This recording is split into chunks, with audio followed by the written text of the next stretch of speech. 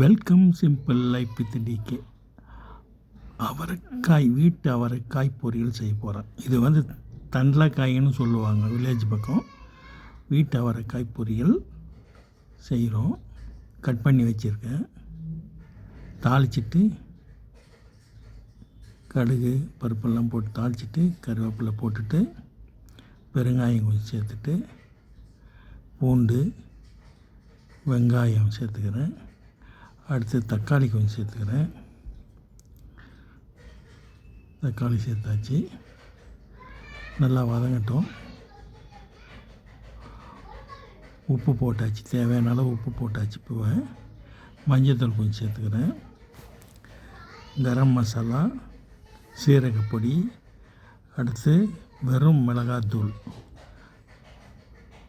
சக்தி மிளகாய்த்தூள் கொஞ்சோண்டு சேர்த்துக்கிறேன். சேர்த்துட்ட அப்புறம் காய் சேர்த்துக்கிறேன். காய் சேர்த்து தண்ணி கொஞ்சமாக ஒரு டம்ளர் தண்ணி தெளித்து விட்டுட்டு அப்படியே வேக வைக்க வேண்டியது தான்.